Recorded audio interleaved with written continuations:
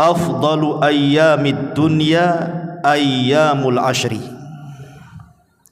Seutama-utama hari di dunia adalah hari-hari dari tanggal 1 sampai tanggal 10 bulan Dzulhijjah. Itulah hari terbaik sepanjang tahun yang disebut dengan afdali ayyamid dunya. Karena tanggal 1 Dzulhijjah sampai tanggal 10 Dzulhijjah itu Nabi SAW menyebutnya dengan afdalu ayyamid dunya, seutama-utama hari-hari yang ada di dunia. Dan itu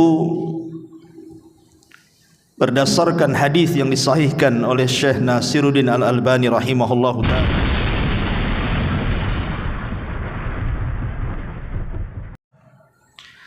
Afdalu ayyamid dunya ayyamul ashri.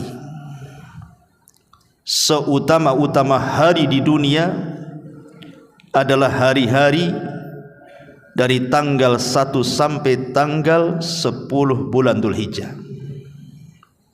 Itulah hari terbaik sepanjang tahun yang disebut dengan afdali ayyamid dunya. Bahkan Nabi SAW sampai mengatakan dalam sebuah hadis, "Ma min ayyamin a'zam indallah." Tidak ada hari-hari dalam satu tahun yang lebih agung di sisi Allah Subhanahu wa taala. Wala ahabbu ilallah, dan juga lebih dicintai Allah Subhanahu wa taala, al-amalu fihinna min ayyamil ashri, di mana orang yang beramal padanya kecuali di hari-hari 10, maksudnya tanggal 1 sampai tanggal 10 bulan Dzulhijjah. Itulah hari-hari paling afdal, paling utama dalam setahun, bahkan melebihi Ramadan. Ma'asyiral muslimin yang dimuliakan Allah Subhanahu wa taala, karena kita tahu bahwa afdalu ayyamid dunya, seutama-utama hari di dunia adalah mulai tanggal 1 sampai tanggal 10 bulan Dzulhijjah. Artinya banyak kemuliaan dan keistimewaan di dalamnya. Kalau kita sudah tahu bahwa hari-hari itu adalah seafdal-afdalnya hari, dan hari-hari itu adalah hari-hari yang sangat dimuliakan Allah dan Rasulnya, kemudian tidak tergerak dalam hati kita untuk memuliakannya, kemudian tidak tergerak dalam hati kita untuk menghormatinya dengan cara memanfaatkan setiap detik-detiknya, maka dipertanyakan ketakwaannya. Karena Allah Subhanahu wa taala mengatakan, "Dzalika wa man yu'azzim sya'airallah fa innaha min taqwal qulub." Orang-orang yang mengagungkan syiar-syiar Allah, siapapun dia, maka itulah bentuk ketakwaan dia kepada Allah Subhanahu wa taala. Maknanya ketika orang itu tidak ada pengagungan kepada syiar-syiar Allah, berarti dipertanyakan takwanya. Karena 10 awal bulan Dzulhijjah itu adalah hari-hari yang sangat istimewa. Yang tadi saya sudah katakan, kata Nabi sallallahu alaihi wasallam, afdalu ayyamid dunya ayyamul ashri. Seutama-utama hari di dunia adalah hari yang ke-10 dari tanggal 1 sampai 10 bulan Dzulhijjah, dan yang paling utama dari 10 hari itu adalah 2 hari yang disebut dengan Yaumu Arafah dan Yaumun Nahar. Dan dari 2 perkara ini yang paling afdal adalah Yaumun Nahar, hari Idul Adha, saat manusia melakukan penyembelihan kurban. Ma'asyiral muslimin yang dimuliakan Allah Azza wa Jalla, maka kesempatan malam ini kita akan fokus membahas tentang fadilah, keutamaan-keutamaan di dalam hari-hari yang paling istimewa di dunia ini, dan apa saja aktivitas yang harus kita lakukan selama hari itu berjalan kepada kita.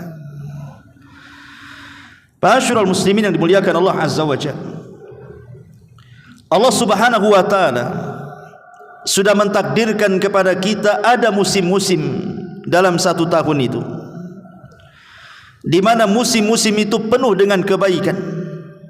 Orang yang beramal di dalamnya akan dilipat gandakan oleh Allah Azza wa Jalla pahalanya. Dan itu ada di 10 awal bulan Dzulhijjah. Selain daripada 10 awal bulan Dzulhijjah ini bagian daripada Ashhurul Hurum, bulan-bulan mulia, sebagaimana yang diisyaratkan dalam surah At-Taubah 36. Lebih daripada itu, Allah Subhanahu wa taala menjadikan sumpah di dalam Al-Qur'anul Karim, di mana Allah mengatakan wal fajri walayalin ashri, demi waktu fajar dan demi malam-malam yang 10. Para ulama tafsir sekelas Abdullah ibn Abbas radhiyallahu anhuma, Al-Imam Qatadah, Al-Imam Al-Qamah, Al-Imam Al-Mujahid, dan mereka adalah imam-imamnya ahli tafsir, sepakat mentafsirkan bahwa layalin ashri dalam suratul Fajr adalah 10 awal bulan Dzulhijjah, tanggal 1 sampai tanggal 10. Dan kaidah Al-Quran ma'ruf, tidak mungkin Allah Subhanahu wa taala bersumpah dengan makhluknya kecuali makhluk itu sangat istimewa. Karena tidak semua makhluk yang Allah ciptakan dijadikan sumpah dalam Quran. Hanya makhluk-makhluk tertentu saja yang Allah jadikan sumpah dalam Al-Quran. Kenapa? Karena pada makhluk yang dijadikan sumpah Allah itu terdapat kemuliaan dan keistimewaan yang tidak dimiliki makhluk lainnya.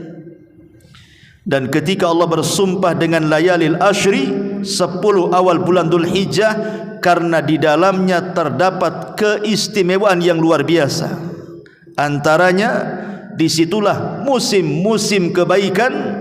Orang yang beramal soleh akan dilipat gandakan pahalanya yang berlipat-lipat. Ma'asyiral muslimin yang dimuliakan Allah Subhanahu wa taala,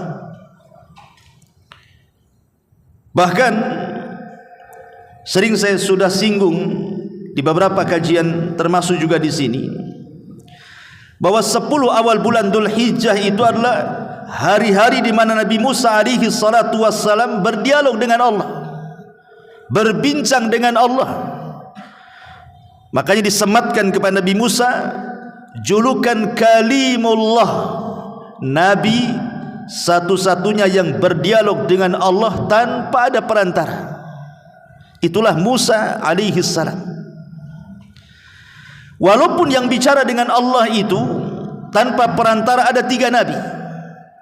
Nabi Adam alaihi salatu wassalam saat di sorga, Nabi kita Muhammad sallallahu alaihi wasallam saat di Sidratil Muntaha, dan Nabi Musa alaihi salatu wasallam saat di Bukit Saina. Tetapi sematan Kalimur Rahman, Nabi yang banyak bicara dengan Allah tanpa penerjemah dan tanpa perantara, adalah Nabi Musa alaihi salatu wassalam. Dialah Kalimur Rahman, dialah Kalimullah atas lisan Nabi Adam. Saat Adam berdebat dengan Musa, maka Adam alaihi salatu wassalam mengatakan, bukankah engkau Kalimur Rahman, Nabi yang berbicara langsung dengan Allah Azza wa Jalla. Dan itu disyaratkan di dalam surah Al-A'raf. Dalam surah Al-A'raf ayat 142, Allah Subhanahu wa taala berfirman, wa wa'adna Musa 30 lailatan wa atmamnaha bi ashrin fatamma miqatu rabbih 40 lailatan. Wa qala Musa li akhihi Harun ukhlufni fi qaumi wa asli wa la tattabi' sabilal mufsidin. Dan telah kami janjikan kepada Musa untuk memberikan kitab Taurat sesudah berlalu waktu 30 malam kepadanya, dan kami sempurnakan jumlah malam itu dengan 10 malam berikutnya. Maka sempurnalah waktu yang telah ditentukan Allah kepada Musa menjadi 40 malam. Dan Musa pun sebelum meninggalkan Bani Israel berkata kepada Harun, gantikanlah aku untuk memimpin kaumku dan perbaikilah mereka, dan janganlah kamu mengikuti jalan-jalan orang-orang yang membuat kerusakan. Jadi ketika Nabi Musa alaihi salatu wassalam meninggalkan Bani Israel dan Harun dijadikan untuk memimpin sebagai wakil Musa atas kepergiannya, berangkatlah Musa ke Bukit Saina, Bukit Tur yang selalu dijadikan sumpah dalam Al-Quran, Wat-Tur wa kitabim mastur, Wat-Tini waz-Zaitun wa Turi Sinin. Musa berdialog dengan Allah di Bukit Tur ini. Ketika awal dia datang ke Bukit Tur, dia berpuasa selama 30 malam. Selesai dia berpuasa 30 malam, hampir dia mau berbuka, tapi Allah katakan jangan berbuka, tambah lagi 10 hari. Maka dia pun berpuasa kembali dengan menambah dari 30 malam ditambah menjadi 10 malam berikutnya. Maka genaplah puasa Nabi Musa sebanyak 40 malam. Setelah itu baru Allah Subhanahu wa taala menganugerahkan kepada Musa karunia besar dengan turunnya Taurat untuk menjadi undang-undang Bani Israel. Kapan ini terjadinya? Di tanggal 10 awal bulan Dzulhijjah. Ma'asyiral muslimin yang dimuliakan Allah Subhanahu wa taala, bahkan sebagian para ulama sampai mengatakan bahwa ketika Allah Subhanahu wa taala mengusap pundak Adam, kemudian keluarlah ruh dari pundak Adam itu. Kemudian setelah ruh itu keluar, dan ruh itu adalah anak turunan Adam yang kelak akan menjadi turunannya, sejak itu sampai kiamat dibangkitkan, maka mereka diletakkan di alam ruh. Disitulah Allah Subhanahu wa taala membuat perjanjian dengan seluruh ruh-ruh dari turunan Adam yang akan lahir ke bumi. Allah Subhanahu wa taala katakan dalam surah Al-A'raf, alastu bi rabbikum, bukankah aku Rabb kalian? Qalu, para ruh itu mengatakan, bala syahidna, ya kami sangat menyaksikan apa yang kau katakan wahai Rabb kami. Ada yang mengatakan bahwa ketika Allah Subhanahu wa taala membuat perjanjian dengan alam roh itu terjadi pada hari Arafah, dan hari Arafah itu bagian daripada 10 hari dari tanggal 1 sampai tanggal 10 Dzulhijjah. Artinya ini keistimewaan besar. Belum lagi kalau kita melihat sejarah, di 10 awal bulan Dzulhijjah ini turun ayat, di mana ayat ini menjadi ayat yang luar biasa bagi kita kaum muslimin tentang kesempurnaan Islam. Allah Subhanahu wa taala turunkan ayat surah Al-Maidah ayat 3. Al-yauma akmaltu lakum dinakum wa atmamtu alaikum ni'mati wa raditu lakumul Islam madina. Hari ini kusempurnakan kepada kalian agama kalian, kusempurnakan nikmatku untuk kalian, dan kuredai Islam sebagai agama kalian. Disebutkan dalam riwayat Bukhari dan Muslim dari Umar bin Khattab radhiyallahu an, datang seorang Yahudi kepada Amirul Mukminin Umar bin Khattab, kemudian mengatakan, ya Amirul Mukminin, ayatun fi kitabikum taqra'unaha law alaina ma'syaral yahud nazalat lattakhadna dzalikal yawma ida. Orang Yahudi ini ngomong sama Umar, wahai Amirul Mukminin, aku mendengar satu ayat yang selalu kalian baca. Kalau seandainya ayat itu turun kepada kami bangsa Yahudi, tentu kami akan jadikan turunnya ayat tersebut menjadi hari raya kami. Kemudian Umar radhiyallahu anhu mengatakan, ayu ayatin, ayat yang mana yang kau maksud? Kemudian Yahudi ini membacakan surah Al-Maidah ayat 3, al-yauma akmaltu lakum dinakum wa atmamtu alaikum ni'mati wa raditu lakumul islam madina. Aku sempurnakan kepada kalian agama kalian, ku sempurnakan nikmatku untuk kalian, bahkan ku redoi Islam sebagai agama kalian. Apa kata Umar? Umar radhiyallahu anhu sambil bangkit kemudian mengatakan, qad arafna dzalika al-yaum wal makana alladhi nuzilat fihi 'ala an-nabi sallallahu alaihi wasallam wa huwa qa'imun bi Arafah yaumal jum'ati. Apa kata Umar? Sungguh aku, kata Umar, tahu ayat itu kapan turunnya, di mana turunnya. Saat turun kepada Nabi sallallahu alaihi wasallam, ketika itu Rasul sedang berdiri di padang Arafah pada hari Arafah, pada hari Jumat ayat itu turun. Artinya surah Al-Maidah ayat 3 ini turun di antara hari-hari yang merupakan afdalu ayyamid dunia, seafdal-afdalnya hari di dunia, tanggal 1 sampai tanggal 10. Karena hari Arafah itu tanggal 9. Hari Arafah tanggal 9, artinya di tanggal 9 bulan Dzulhijjah ini turun ayat kesempurnaan Islam. Dan ini tidak ada pada agama yang lainnya. Tidak ada pada agama yang lain, apakah Yahudi ataukah Nasrani. Tidak ada ayat yang turun tentang kesempurnaan agama mereka. Makanya Islam itu agama yang sangat sempurna, mengatur segala urusan manusia, sampai kepada urusan jamban sekalipun diatur dalam Islam itu.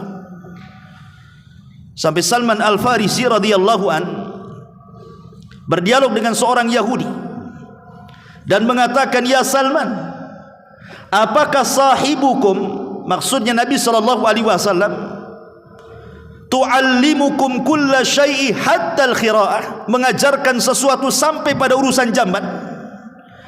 Maka dengan bangganya Salman berdiri dan mengatakan, ajal, betul, Nabi kami Muhammad sallallahu alaihi wasallam yu'allimuna kulla syai'in hatta al-khira'ah, telah mengajarkan segala sesuatunya sampai kepada urusan jamban.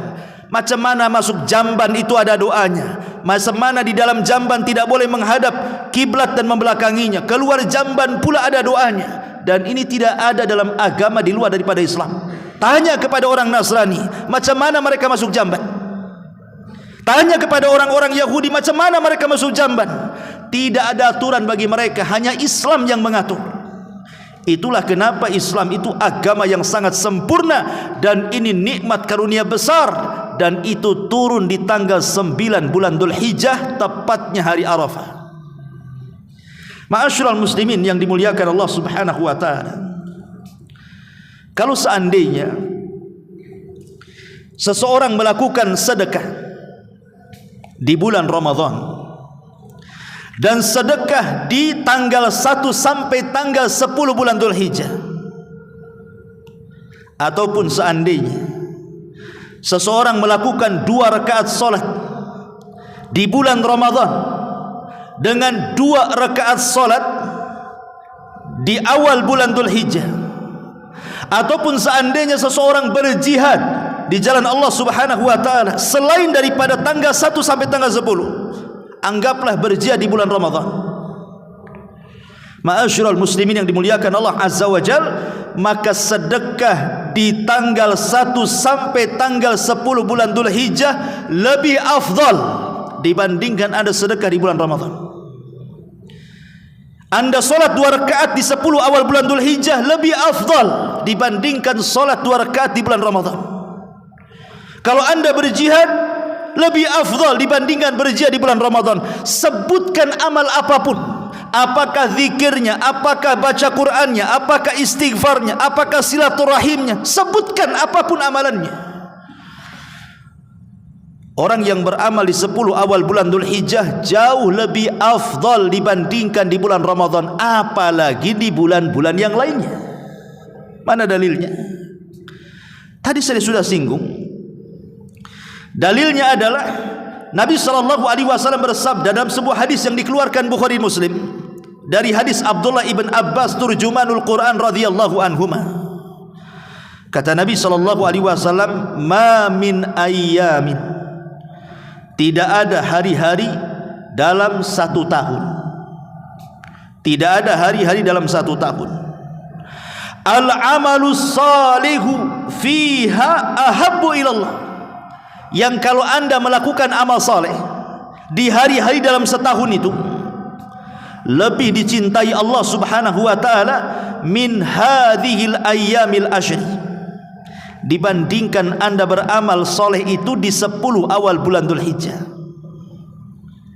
Perhatikan hadis ini. Nabi SAW mengatakan tidak ada hari-hari dalam satu tahun kalau kita beramal soleh dan amal solehnya lebih dicintai Allah Subhanahu wa taala, itu tidak lebih afdal, tidak lebih dicintai dibandingkan anda beramal soleh di 10 awal bulan Dzulhijjah.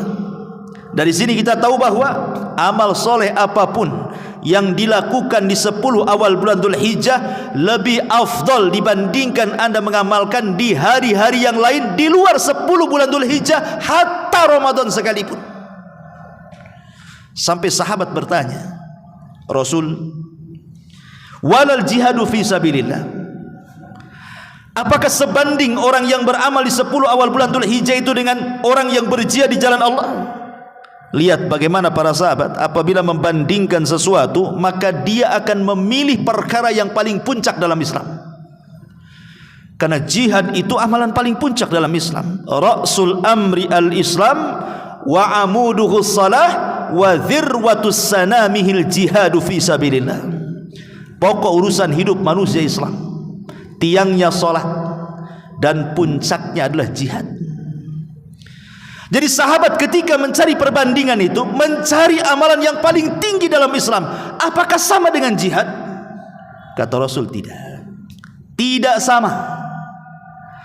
Artinya orang yang beramal saleh di 10 awal bulan Dzulhijjah itu tetap lebih tinggi nilainya dibandingkan anda berjihad di jalan Allah Subhanahu wa taala. Subhanallah. Padahal jihad itu amalan paling afdal dalam Islam. Kemudian Nabi SAW mengecualikan.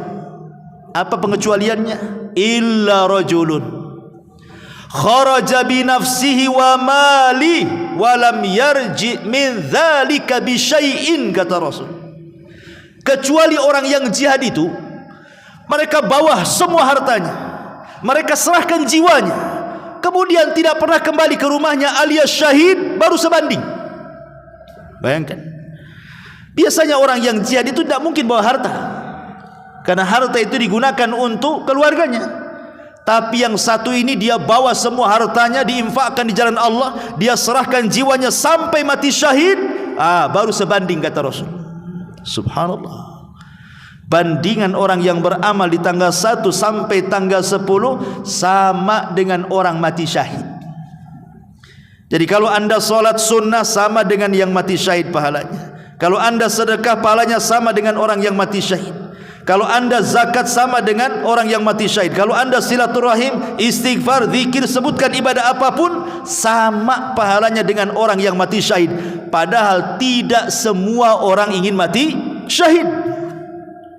Karena jihad itu perlu keberanian.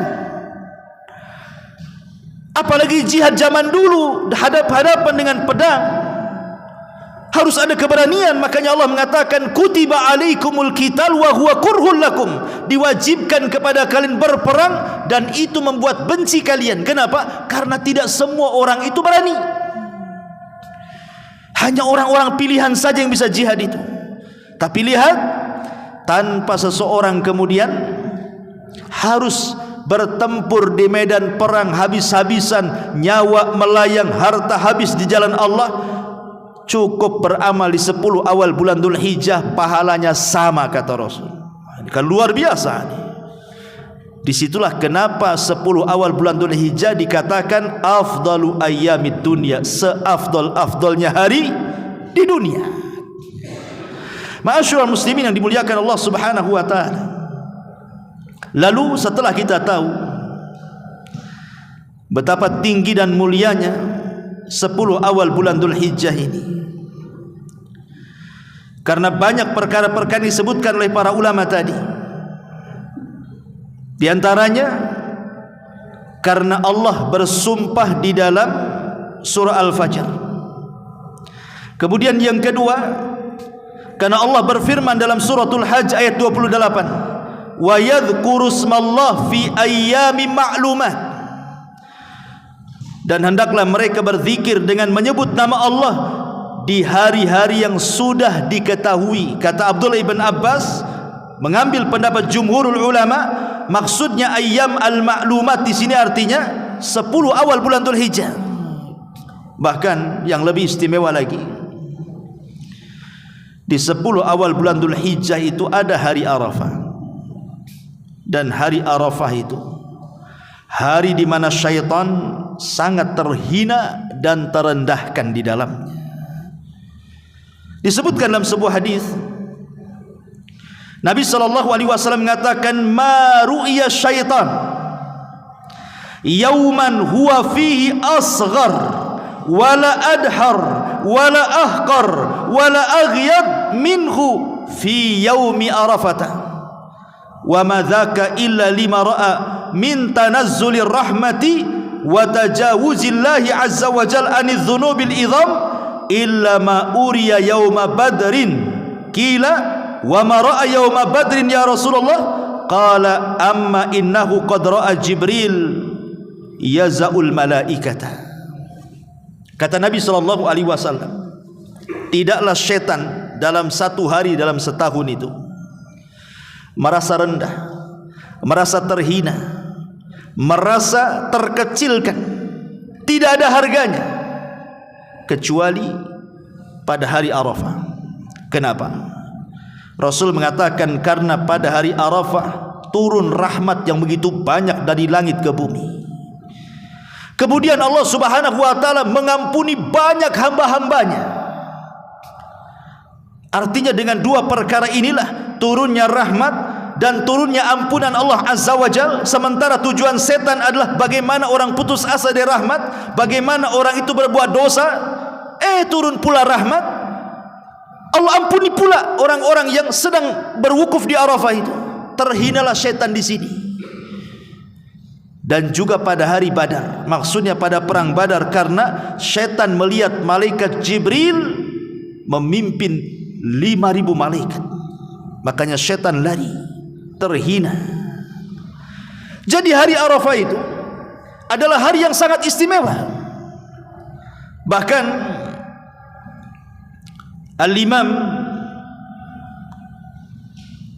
Hasan Al-Basri rahimahullahu ta'ala ataupun Abdullah ibn Mubarak rahimahullahu ta'ala, dia mengatakan, ji'tu ila Sufyan Ats-Tsauri asyiyata Arafah. Satu hari, kata Abdullah ibn Mubarak, aku mendatangi Sufyan Ats-Tsauri. Ketika itu dia sedang wukuf di Arafah, dan dia melihat Sufyan Ats-Tsauri itu wa ainahu tadrifan, kedua matanya mencucurkan air mata dan tidak berhenti, terus menangis. Kemudian Abdullah ibn Mubarak rahimahullahu ta'ala bertanya akan tangisan Sufyan Ats-Tsauri ini. Kata Sufyan Ats-Tsauri mengatakan, alladzi yadhunnu anna Allah la yaghfiru lahu. Orang yang paling buruk adalah orang yang menyangka bahwa Allah Subhanahu wa taala tidak mengampuni manusia sebanyak orang yang sedang wukuf di Arafah ini, katanya. Kalau ada orang mengatakan Allah tidak akan mengampuni orang-orang itu, salah dia. Disitulah Allah Subhanahu wa taala banyak memerdekakan hamba-hambanya. Dari sini ma'asyiral muslimin yang dimuliakan Allah Azza wa Jalla, bagaimana hari Arafah ini menjadi hari yang sangat istimewa. Dan itu ada di tanggal 9 bulan Dzulhijjah. Dan yang lebih istimewa lagi ma'asyiral muslimin, kalau kita melihat sejarah salaf, sejarah salafun salih, bagaimana para salaf itu sangat mengagungkan 10 awal bulan Dzulhijjah. Saya akan sebutkan beberapa riwayat dari mereka.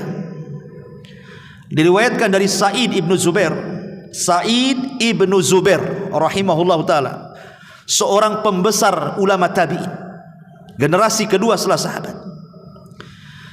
Kana idza dakhalat ayyamul ashri, kalau sampai masuk di 10 awal bulan Dzulhijjah itu, ijtahada ijtihadan syadidan hatta ma yakadu yaqdir alaihi, maka dia sangat bersungguh-sungguh dalam ibadah sampai-sampai teman-temannya tidak sanggup untuk menemuinya, karena dia sibukkan malam beribadah, siang beribadah, sehingga tidak ada sempat untuk berkunjung dan dikunjungi kawannya. Sampai-sampai perkataan beliau yang sangat masyhur apabila datang di 10 awal bulan Dzulhijjah, apa kata beliau? Beliau mengatakan, kata Sa'id ibnu Zubair, jangan sampai kalian la tudfi'u surujakum layaliyal ashri, jangan sampai kalian memadamkan lampu-lampu rumah kalian di malam hari. Maknanya apa? Disuruh menghidupkan malam. Disuruh menghidupkan malam sebagaimana kita disuruh menghidupkan malam-malam di malam Lailatul Qadar, di 10 akhir Ramadan, maka lakukan juga di 10 awal bulan Dzulhijjah. Karena 10 awal akhir Ramadan dengan 10 awal bulan Dzulhijjah ini dua-duanya memiliki keistimewaan yang luar biasa. Kalau di 10 akhir Ramadan di situ ada Lailatul Qadar. Makanya kenapa 10 akhir Ramadan menjadi sangat istimewa dalam satu tahun itu. Tetapi 10 awal bulan Dzulhijjah juga memiliki istimewa. Kata Al-Hafidh Ibnu Hajar rahimahullahu ta'ala, lijtima'i usulil ibadati fiha, karena terkumpul padanya asas-asas pokok-pokok ibadah yang tidak ada di 10 akhir Ramadan. Maknanya rukun Islam yang 5 bisa kita lakukan di 10 awal bulan Dzulhijjah, dan Anda tidak bisa melakukannya di akhir Ramadan. Syahadat kita bisa lakukan di 10 awal bulan Dzulhijjah. Salat kita bisa lakukan, puasa kita bisa lakukan, zakat kita bisa lakukan, haji kita bisa lakukan. Karena haji itu dimulai tanggal 8 hari Tarwiyah dan berakhir di tanggal 13 Dzulhijjah. Tapi permulaannya di tanggal 8. Tapi di akhir Ramadan tidak ada haji.